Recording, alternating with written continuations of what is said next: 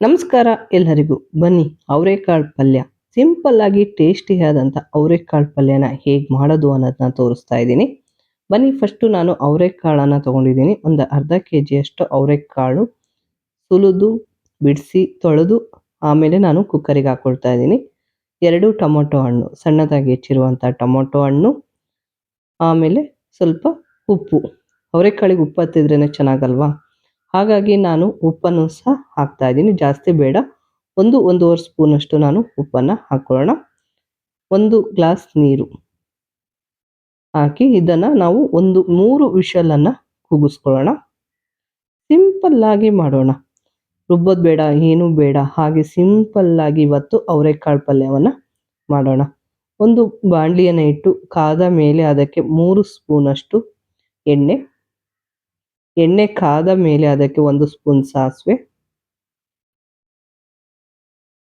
ಸಣ್ಣದಾಗಿ ಹೆಚ್ಚಿಕೊಂಡಿರುವಂಥ ಈರುಳ್ಳಿ, ಇಷ್ಟನ್ನು ನಾವು ಹಾಕಿ ಹಸಿ ವಾಸನೆ ಹೋಗೋವರೆಗೂ ಈರುಳ್ಳಿಯನ್ನು ಹುರ್ಕೋಬೇಕು. ನೋಡಿ, ತುಂಬ ಟೇಸ್ಟಿಯಾಗಿರುತ್ತೆ. ಹೆಚ್ಚಿಗೆ ಸಾಮಾನು ಬೇಡ, ಮಸಾಲೆ ಸಾಮಾನು ಬೇಡ, ಏನು ಬೇಡ. ಸಿಂಪಲ್ಲಾಗಿ ನಾವಿವತ್ತು ಅವರೆಕಾಳು ಪಲ್ಯವನ್ನು ಮಾಡ್ತಾ ಇದ್ದೀವಿ. ಹಸಿ ವಾಸನೆ ಹೋಗೋವರೆಗೂ ನಾವು ಈರುಳ್ಳಿಯನ್ನು ಹುರ್ಕೊಂಡು ಸ್ವಲ್ಪ ಕರಿಬೇವು ಸೊಪ್ಪು ಇದನ್ನು ಸಹ ನಾವು ಎಣ್ಣೆಯಲ್ಲಿ ಹುರ್ಕೊಳ್ಳೋಣ. ತುಂಬ ರುಚಿಯಾಗಿರುತ್ತೆ, ಟೇಸ್ಟಿಯಾಗಿರುತ್ತೆ. ಈಗ ನಾವು ಬೇಯಿಸಿಕೊಂಡಂಥ ಅವರೆಕಾಳು ಮತ್ತು ಟೊಮೊಟೊ ಇದನ್ನು ಸಹ ನಾವು ಹಾಕ್ಕೊಳ್ಳೋಣ. ನಾವು ಡೈರೆಕ್ಟಾಗೆ ಬೇಯಿಸ್ಬೋದು, ಆದರೆ ಬೇಗ ಬೇಯೋದಿಲ್ಲ ಅನ್ನೋದಕ್ಕೋಸ್ಕರ ಕುಕ್ಕರಲ್ಲಿ ಬೇಯಿಸಿದ್ದೀವಿ. ನೋಡಿ, ಟೊಮೊಟೊ ಹಣ್ಣು ಮತ್ತು ಅವರೆಕಾಳನ್ನು ಸಹ ನಾವು ಹಾಕ್ತಾ ಇದ್ದೀವಿ.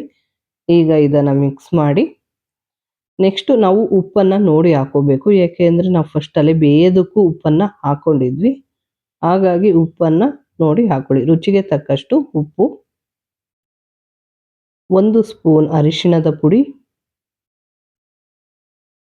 1 ಸ್ಪೂನ್ ಅಚ್ಚ ಖಾರದ ಪುಡಿ, ಹಾಗೆ ಸಾಂಬಾರ್ ಪುಡಿ. ಈ 3 ಹಾಕ್ಕೊಳ್ಳೋಣ. ಖಾರದ ಪುಡಿ ಹಾಗೆ ಹೋಮ್‌ಮೇಡ್ ಸಾಂಬಾರ್ ಪುಡಿ, ಇಷ್ಟನ್ನು ಹಾಕಿ ನಾವು ಇವಾಗ ಇದನ್ನು ಮಿಕ್ಸ್ ಮಾಡ್ಕೊಳ್ಳೋಣ.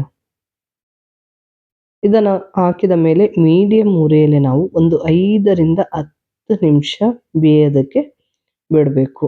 ನೋಡಿ, ರುಬ್ಬೋದು ಬೇಡ, ಏನು ಬೇಡ, ಸಿಂಪಲ್ಲಾಗಿ ಬೇಗನೆ ಮಾಡ್ಬೋದು. ಹೆಚ್ಚಿಗೆ ಮಸಾಲೆನೂ ಬೇಕಾಗಲ್ಲ.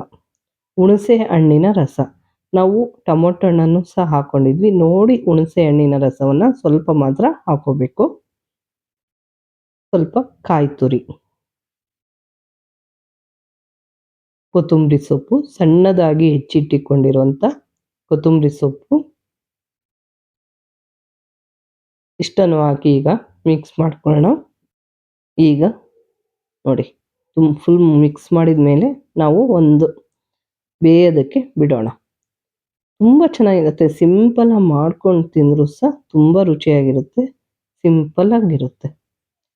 ನೋಡಿ, ಇವಾಗ ರೆಡಿಯಾಗಿದೆ. ಇದಕ್ಕೆ ಕುಶಿನಿ ಕಾಳಿನ ಪುಡಿ, ನಾವು ಕುಶಿನಿ ಕಾಳಿನ ಪುಡಿಯನ್ನು 1 ಸ್ಪೂನಷ್ಟು ಕೊನೆಯದಾಗಿ ಹಾಕೊಳ್ಳೋಣ. ತುಂಬ ಟೇಸ್ಟಿ ಕೊಡುತ್ತೆ, ರುಚಿನೂ ಕೊಡುತ್ತೆ. ಹಾಗಾಗಿ ಕೊನೆಯದಾಗಿ ಕುಶಿನಿ ಪುಡಿಯನ್ನು ಹಾಕಿ ಈಗ ಇದನ್ನು ಮಿಕ್ಸ್ ಮಾಡ್ಕೊಳ್ಳೋಣ.